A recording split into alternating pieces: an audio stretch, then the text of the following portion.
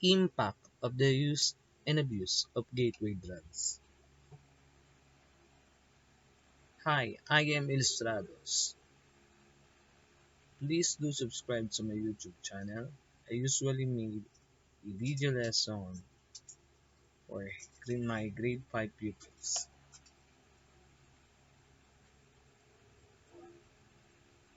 But before we start, don't forget to like this video.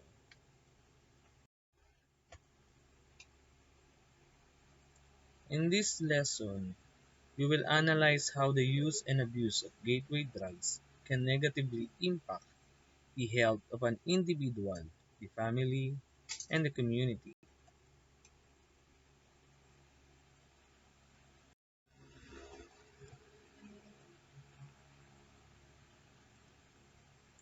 We will also answer this question: what are the effects of the use and abuse of caffeine, tobacco, and alcohol?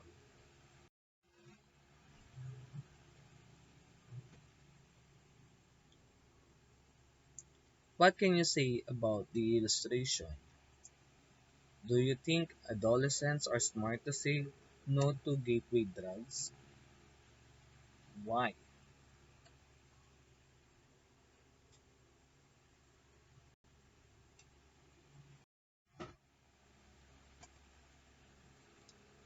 In this lesson, you will be able to do the following: discuss the nature of caffeine, nicotine, and alcohol use and abuse.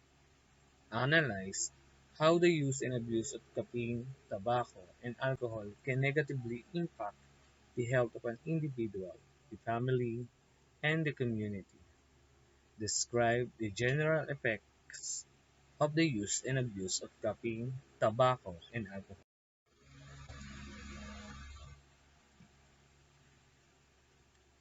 You have learned the undesirable effects of using gateway drugs. Have you ever thought on how it would be like if an adult starts abusing one or more of these gateway drugs? Here are what you need to know.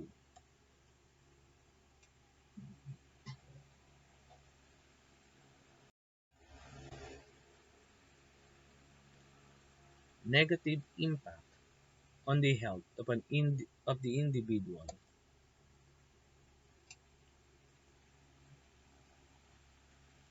Caffeine is a mild stimulant that is often abused. Many take it to be mentally alert and energetic, but overlook the fact that it is a drug that can lead to health problems.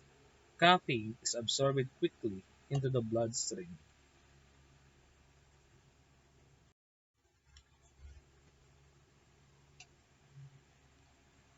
It can make the user jittery, insomniac, irritable, nervous, and have headache. In every high doses, caffeine can lead to convulsions that can be fatal.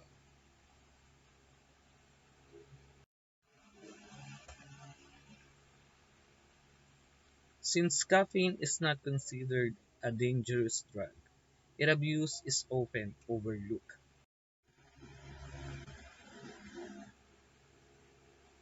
A lot of people also do not realize that once nicotine enters the blood, it reaches the brain within seconds.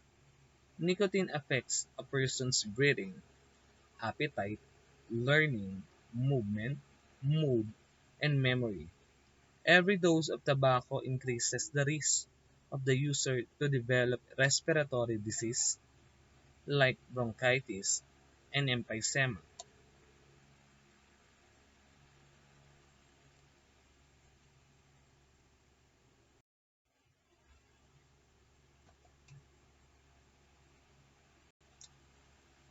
Added to this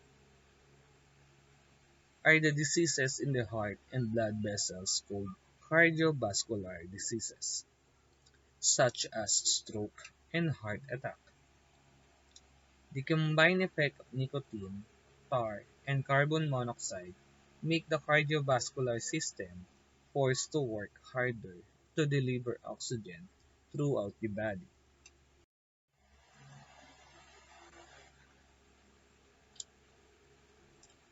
Using tobacco also contributes to the development of cancer in the lungs, esophagus, blood, kidney, bladder, larynx, stomach, pancreas, and cancer of the oral cavity, which is mouth, tongue, and throat.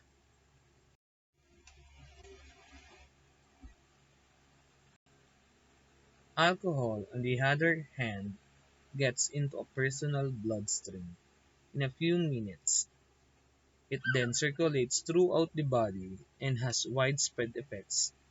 Alcohol abuse affects the user brains, liver, heart, and digestive system.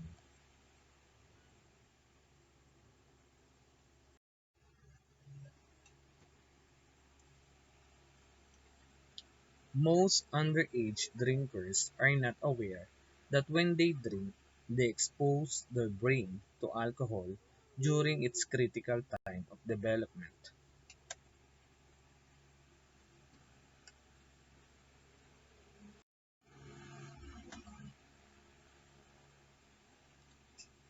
This can cause long-term learning and memory problems. Alcohol overdose can cause the heart and breathing to stop. It continues to be absorbed in the blood for 30 to 90 minutes.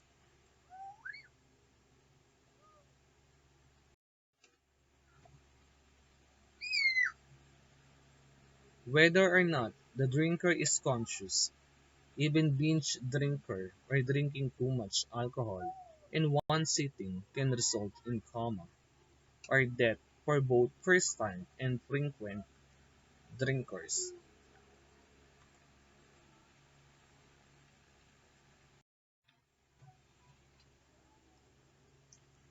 When people can no longer control their use of alcohol, it becomes a disorder called alcoholism. Too much of it fills the liver with fat and blocks the flow of blood, which lead to liver failure and death. Aside from liver damage, excessive drinker causes heart disease.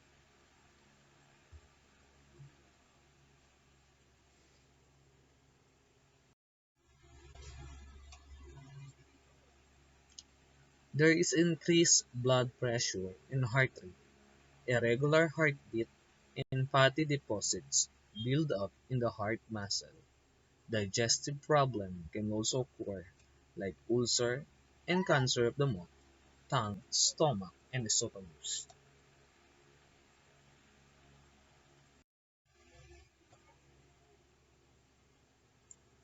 There are dangers in experimenting with gateway drugs. Their long-term effects continue to affect the body and behavior of the user. First, the user develops tolerance, which causes them to take the substance in increasing amounts. It will not be long before a person to develop dependence.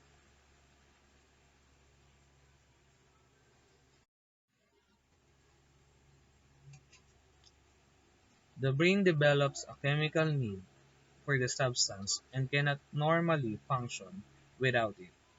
Soon, the dependence becomes an addiction. The person has no control over the use of the substance because of the strong emotional need attached to it.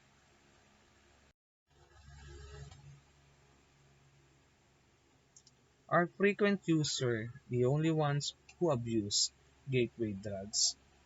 Why?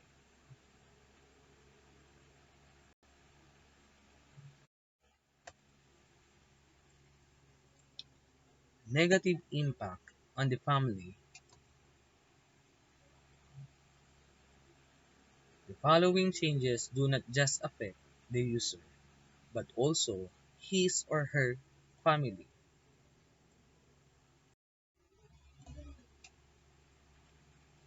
Caffeine can result in irritability, which can be the cause of disagreements. Seeing their family member in pain, like experiencing convulsions will make the rest of the family anxious and seek immediate and costly medical advice or treatment.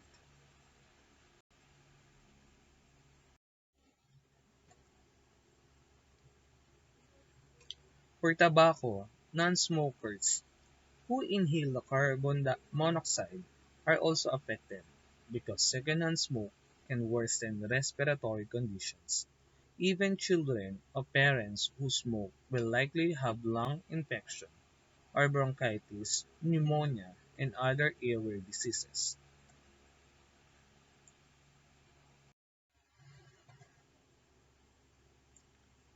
Inside and outside of the home, chemicals from secondhand smoke soaks into the hair, clothing, furniture, and other surfaces. Those who are pregnant should not use or be near people who use tobacco because it puts their baby at risk of developing related diseases or have the dreaded sudden infant death syndrome.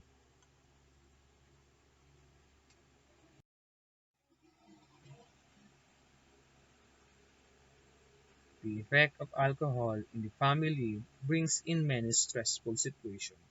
Some alcoholics verbally or physically abuse their family members. The neglect, the embarrassment, and the anxiety brought to the family by a drunkard member's unpredictable behavior is too much to bear, especially when the family is already going through other problems.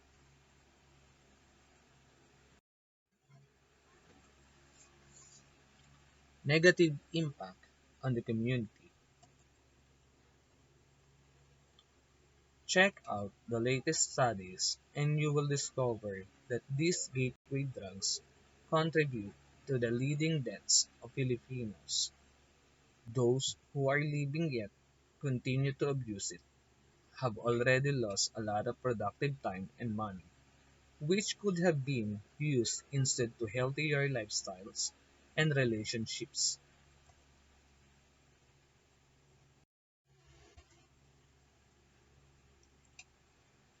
For example, when a person is drunk, getting into the fight or accident on the road usually happens. It harms not just the user, but also affects innocent lives.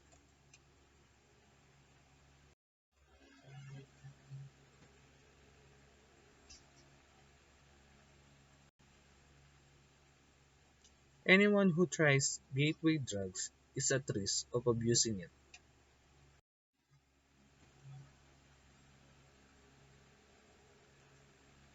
Do you think the family and the community can prevent and control the use and abuse of gateway drugs? How?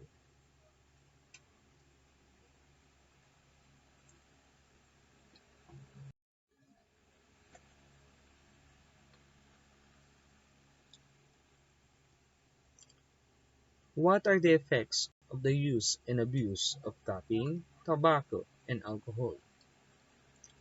But before we end in this video, please do not forget to like this video and subscribe to my YouTube channel.